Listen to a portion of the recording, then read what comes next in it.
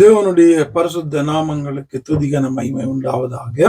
ரோமர் 8ஆம் அதிகாரத்தில் 3வது வசனத்தை நேற்றைய தினத்துல பார்த்தோம். தொடர்ந்து அதற்குரிய தொடர்ச்சியாக 4வது வசனம், மாமிசத்தின்படி நடவாமல் ஆவியின்படி நடக்கிற நம்மிடத்தில் நியாய பிரமாணத்தின் நீதி நிறைவேறும்படிக்கே அப்படி செய்தார். எப்படி செய்தாரு?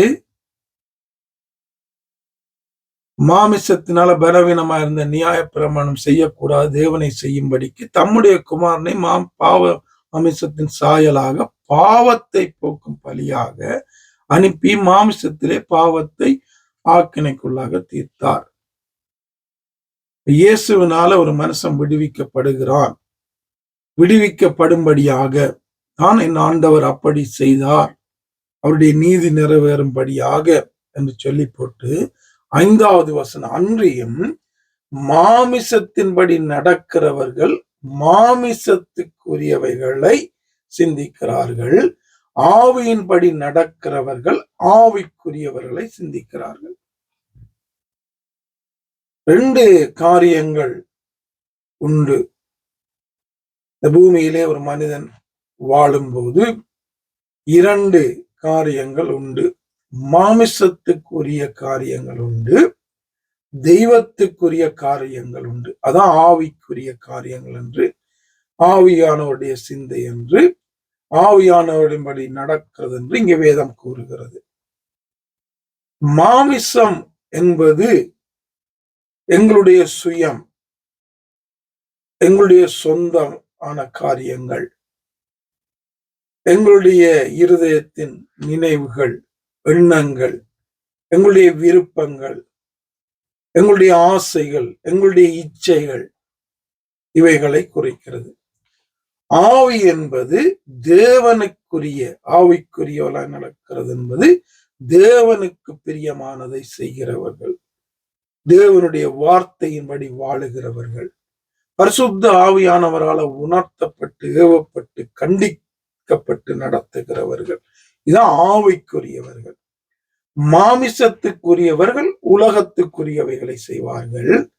இந்த உலகமும் உலகத்துல இருக்கிறவைகளும் அழிஞ்சு போயிடும். அப்ப உலகத்துக்குரியவங்களை செய்து அதிலே நிலைத்திருப்போமான அந்த உலகத்தோடு கூட நாங்களும் அழிக்கப்பட்டு போயிடுவோம். மாமிசத்தின்படி செய்யாதபடி ஆவியின்படி செய்கிறவர்கள், ஆவிக்குரிய விதமாய் வாழுகிறவர்கள், வேதத்தின்படி வாழுகிறவர்கள் என்ன செய்வாங்க? அவங்க இந்த உலகம் அழிந்தான, அவங்க மரித்தான, அவங்க தேவ சமூகத்துல நின்று அங்கே நியாய தீர்ப்பிலே தேவனோடு கூட போய் நித்தியமாக 1000 ஆண்டுகள் மரணம் இல்லாத ஒரு வாழ்க்கை வாழுவாங்க.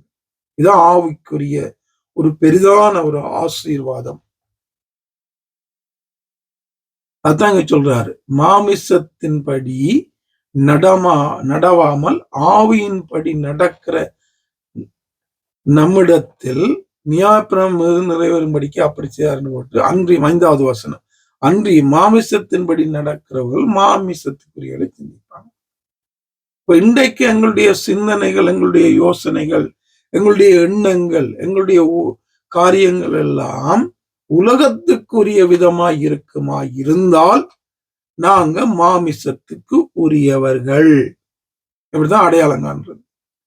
எங்களுடைய சிந்தனைகள், யோசனைகள், எண்ணங்கள், காரியங்கள் எல்லாம் வேதத்தின்படியும் தேவனுக்கு உரியதாக இருந்தால் நாங்க ஆவிக்குரியவர்கள், தேவனுக்குரியவர்கள், வேதத்தின்படி வாழுகிறவர்கள். இப்படித்தான் வேறு பிரிக்கிறது. அப்ப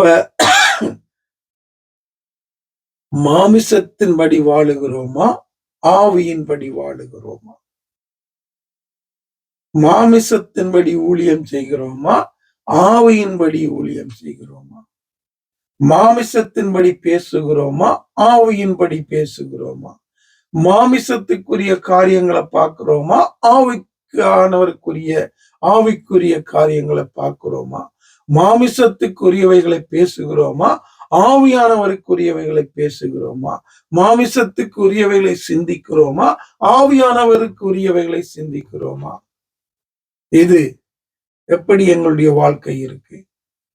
ஊழியத்துக்கு வந்துட்டும் மாமிசத்துலதான் வாழுகிறோம் அநேகர். ரட்சிக்கப்பட்டும் மாமிசத்துலதான் வாழுகிறோம் அநேகர்.